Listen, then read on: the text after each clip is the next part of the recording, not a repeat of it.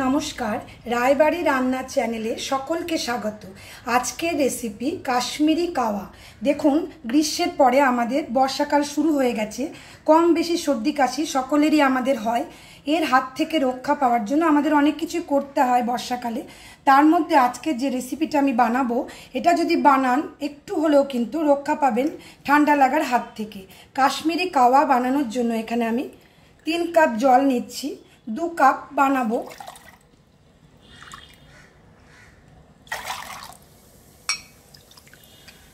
পুরো 3 কাপ জল আমি নিলাম। এর ভেতরে কি কি মশলা আমি দেব সেটা আমি একটা একটা করে দেখিয়ে দেব। যারা কাশ্মীরে গেছেন তারা তো অবশ্যই এই কাওয়া খেয়েছেন। আমরা ঘরে বসেই চলুন আজকে তৈরি করি। মোটামুটি একই ইনগ্রিডিয়েন্টস থাকবে, শুধু চা পাতা যেটা দেব সেটা কাশ্মীরে আলাদা চা পাতা পাওয়া যায়। আমাদের এখানে আমরা এমনি গ্রিন টি দিয়ে করব। চলুন তাহলে এবারে গ্যাসে যাই, আজকে রেসিপিটা বসাই। প্রথমে জলটা আমি বসিয়ে দিলাম। এবারে দেখুন একটা একটা করে মশলা দিচ্ছি আর দেখিয়ে দিচ্ছি। এখানে আমি 6টা ছোট এলাচ নিয়েছি, গ্রিন কার্ডামম দেখুন এভাবে আমি একটু থেতো করে নিয়েছি, এটা দিয়ে দিলাম। ব্ল্যাক পেপার গোটা 10 দিয়ে দিলাম। সিনামন স্টিক দারচিনি 2টো দিয়ে দিলাম। এখানে যদি কারো পাউডার থাকে তাও দিতে পারবেন। এটা মুলুটি, এভাবেই বাজারে পাওয়া যায়, যষ্টি মধু বাংলায় বলি আমরা। 2টো লবঙ্গ ক্লোভ দিয়ে দিচ্ছি। এবারে একে আমি ছেড়ে দিই, প্রথমটা ফুটে উঠুক, তারপরে আমরা আরেকটা মশলা মেশাবো। জলটা দেখুন আমার বেশ ভালোই গরম হয়েছে, একটু ফুটে উঠেছে। আমরা যে মশলাগুলো চাটা বানানোর জন্য দেব, এগুলো সবগুলোই আমাদের শরীরে খুব এনার্জি আনবে আর ঠান্ডা লাগতে দেবে না। এখানে দেখুন কাঠবাদাম আমি এভাবে থেতো করে নিয়েছি, 4টে কাঠবাদাম দিয়েছি। আর কাশ্মীরি চা যেহেতু গোলাপ তো দিতেই হবে, সেজন্য গোলাপের পাপড়িটা আমার শুকনো করা। যদি না থাকে এভাবে এমনি গাছে থেকে তুলে সেই গোলাপেও কিন্তু কাজ হয়ে যাবে।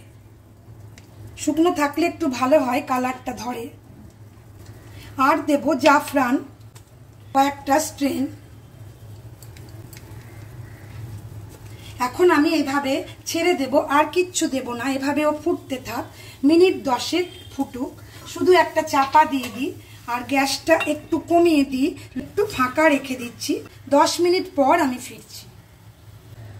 10 মিনিট আমার হয়ে গেল। দেখুন প্রায় 1 কাপ জল আমার কমে গেছে। কালারটাও দারচিনির জন্য এরকম এসছে। তাছাড়া দেখলেন কেশর তো দিলামই। এবারে একটু আমার গ্রিন টি দিতে হবে, খুব অল্প, কিন্তু গ্রিন টিটা যেন কোনো কালার না ধরতে পারে সেই রকম ভাবে খুব সামান্য গ্রিন টিটা দিয়ে দিলাম। 1 পিঞ্চের থেকে একটু বেশি। একটু ফ্লেমটা হাই করে এবারে বন্ধ করে দিই। চলুন এবার এটা আমরা ঢেলে দেখাই কেমন লাগে।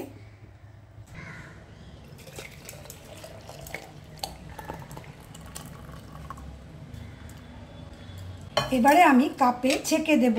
তার আগে দেখুন কাপটাকে আমার রেডি করতে হবে। কেমন কাওয়া কিন্তু কাপের মধ্যে আমাদের মশলা দিতে হবে। এখানে একটু অ্যামন্ড রেখেছি,